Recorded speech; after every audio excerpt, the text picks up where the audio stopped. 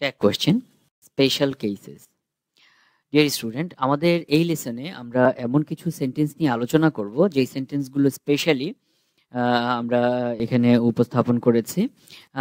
এই সেন্টেন্সগুলো মূলত সেই ধরনের সেন্টেন্স যেই সেন্টেন্সগুলোতে তোমরা প্রায়ই কনফিউজড হয়ে যাও, অথবা যেই সেন্টেন্সগুলোতে তোমরা প্রায় ভুল করে থাকো। অর্থাৎ তোমরা সেন্টেন্সের প্যাটার্ন দেখে অনেক সময় বুঝতে পারো না আসলে ট্যাগ কোয়েশ্চেনটা কোন ফর্মে করবা। এই ধরনের বিশেষ কিছু সেন্টেন্স নিয়ে আমাদের এই লেসনের আলোচনা মূলত। Negative adverbs. কিছু নেগেটিভ অ্যাডভার্বস আছে যেগুলো বাক্যে যদি থাকে আমরা অনেক সময় এদেরকে চিনতে পারি না, আমরা অ্যাফার্মেটিভ হিসেবে চিন্তা করে ফেলি এবং সেক্ষেত্রে আমরা ট্যাগ কোয়েশ্চেন ফর্ম করার ক্ষেত্রে ভুল করে থাকি।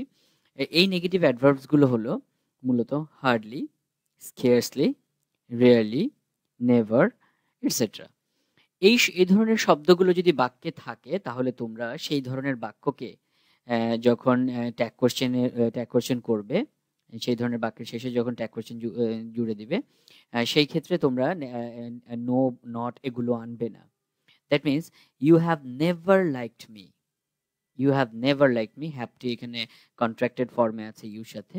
নেভার বসার ফলে যেটা আমরা করেছি, অক্সিলারি ভার্ব হিসেবে এখানে হ্যাভ ছিল, আমরা জাস্ট হ্যাভকে নিয়ে এসেছি, নো বা নট আমরা আনিনি। অর্থাৎ নেভার, স্কেসলি, হার্ডলি এগুলো যদি থাকে, হার্ডলি, স্কেসলি, নেভার এগুলো যদি থাকে, তাহলে ট্যাগ কোয়েশ্চেনের ক্ষেত্রে আমরা শুধুমাত্র অক্সিলারি ভার্বটিকে আনবো, তার সাথে নো, নট এগুলো আমরা অর্থাৎ কন্ট্রাক্টেড ফর্মটাকে আমরা আনবো না। ওকে, আমরা 2 নম্বর এক্সাম্পলে দেখতে পাচ্ছি he almost never comes on time. এখানে আমরা দেখতে পাচ্ছি নেভার, নেভার বসার ফলে যেটা হয়েছে, আমাদের দেখা যাচ্ছে যে ভার্বটি কিন্তু অ্যাফার্মেটিভ ফর্মে আছে, এখানে কামস হয়েছে। এই যে কামস আসা, কামস হি থাকার ফলে কিন্তু কামস আসলো, কামের সাথে এস যুক্ত হলো, দ্যাট মিনস প্রেজেন্ট ইনডেফিনিট টেন্সে আছে। সেক্ষেত্রে আমরা ডু বা ডাজ নিয়ে আসবো। তো ডাজ তো ডু তো আনতেই পারবো না, যেহেতু থার্ড পারসন সিঙ্গুলার নাম্বার আছে, আমরা আনবো ডাজকে। আর যেহেতু নেভার বসে আছে, নেভার তো এমনি নেগেটিভ শব্দ, এটা আমরা বুঝতেই পারি, নো যোগ এভার, সেক্ষেত্রে আমরা নট আনবো না, ডাজ হি আনলাম। Okay, number 3, we can hardly hear it. We can hardly hear it. এই যে হার্ডলি বসলো শব্দটি, হার্ডলি বসলে আমরা বলেছি এটা দেখতে অ্যাফার্মেটিভ, কিন্তু অ্যাকচুয়ালি এটা নেগেটিভ অ্যাডভার্ব। কিন্তু নেগেটিভ হওয়ার ফলে যেটা হয়েছে, আমরা এখানে অক্সিলারি ভার্ব হিসেবে আমরা ক্যানকে পাচ্ছি, জাস্ট ক্যানকে আমরা নিয়ে আসছি, কিন্তু তার সাথে আমরা নট যুক্ত করে কন্ট্রাক্টেড ফর্ম গঠন করছি না। সেই ক্ষেত্রে আমাদের ট্যাগ কোয়েশ্চেন হচ্ছে can we. Number 4, you can scarcely see it. এই যে স্কেয়ার্সলি বসলো, স্কেয়ার্সলি বসার ফলে যেটা হলো সেম, যে এটি একটি নেগেটিভ অ্যাডভার্ব, এবং এই কারণে আমরা অক্সিলারি ভার্ব হিসেবে যেহেতু ক্যান আছে, ক্যানকে নিয়ে আসলাম, তার সাথে আমরা নট যুক্ত করিনি, that means can you. Number 5, they really visit. এই যে তারা রিয়ারলি ভিজিট, তারা অর্থাৎ তারা ভিজিট করে না বললেই চলে, তারা আসে না বললেই চলে। এই ধরনের ক্ষেত্রে এই যে রিয়ারলি দ্বারা নেতিবাচক জিনিস বোঝাচ্ছে, অর্থাৎ এটি একটি নেগেটিভ ওয়ার্ড। নেগেটিভ ওয়ার্ড হওয়ার ফলে যেটা হয়েছে, দে, এর জন্য আমরা যেহেতু এটা প্রেজেন্ট ভিজিট আসছে, ভিজিটেড হয়নি, প্রেজেন্ট টেন্সে আমরা ডু, ডাজ, ডিড আনবো, এর যে কোনো একটি আনবো। তো যেহেতু এটা প্রেজেন্ট টেন্স, আমরা ডু আনবো, দে এর সাথে ডু বসে, ডাজ বসে না।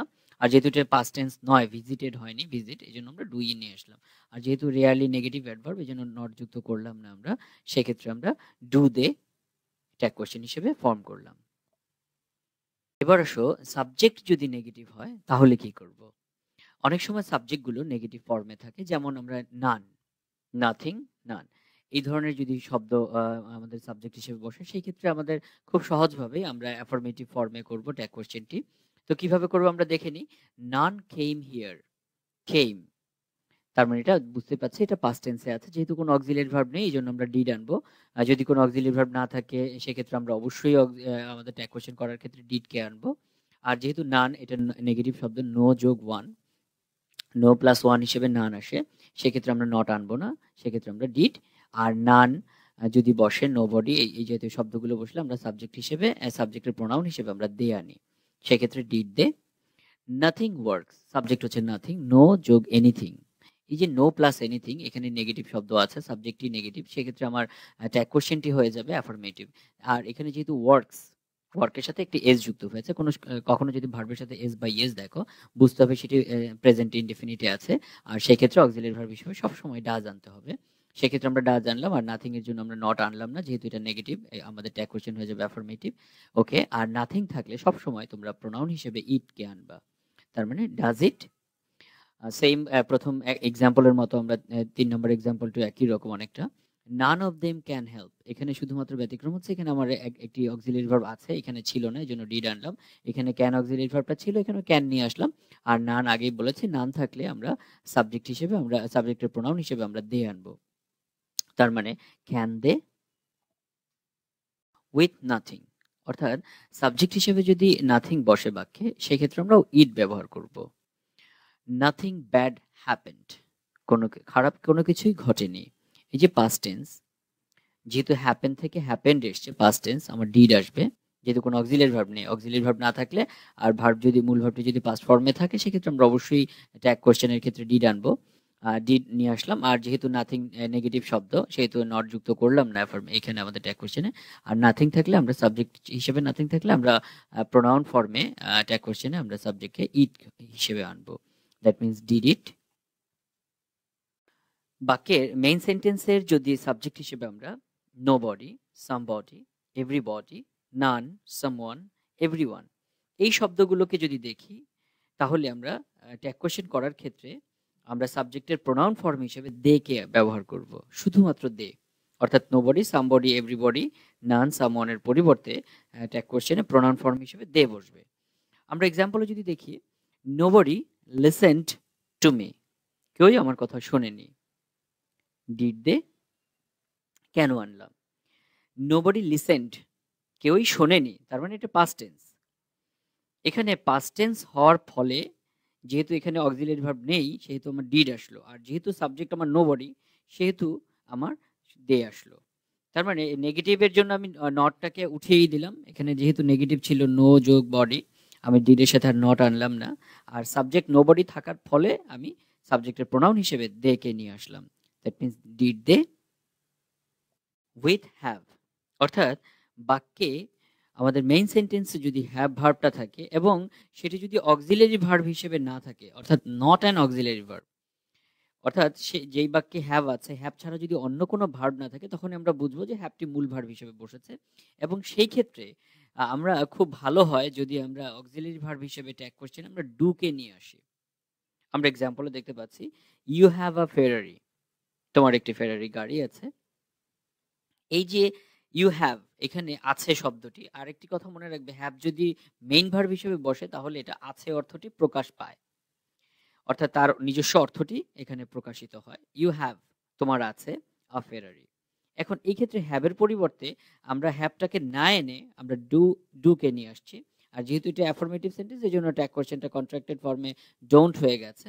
আর সাবজেক্ট তো আমার ইউ প্রোনাউন ফর্ম ইউই, তাহলে সেক্ষেত্রে আমার ট্যাগ কোশ্চেন হচ্ছে don't you with use to. বাক্যে যদি আমরা দেখি যে ইউজ টু শব্দটি আছে, এই ইউজ টু যদি থাকে, সেক্ষেত্রে আমরা ট্যাগ কোশ্চেন আমরা ডিডেন্ট আনবো। কথাটি খেয়াল রাখবে, ইউজ টু যদি থাকে, সেক্ষেত্রে আমরা ট্যাগ কোশ্চেন আমরা ডিডেন্ট আনবো। এক্সাম্পলে দেখতে পাচ্ছি, you used to work here, তুমি এই অফিসে হয়তো কাজ করতে। You used to work here, didn't you, used to থাকার ফলে আমরা ডিডেন্ট আনলাম। আর সাবজেক্টের প্রোনাউন ফর্ম হিসেবে আমরা ইউকে নিয়ে আসলাম, didn't you. Affirmative tag with affirmative sentence, এই বিষয়টি খুব মজার, তাই না? যে আমরা এর আগে জেনেছি যে সেন্টেন্স যদি অ্যাফার্মেটিভ হয়, তাহলে ট্যাগ কোশ্চেন হবে নেগেটিভ, কিন্তু এখানে দেখতে পাচ্ছি affirmative tag with affirmative sentence.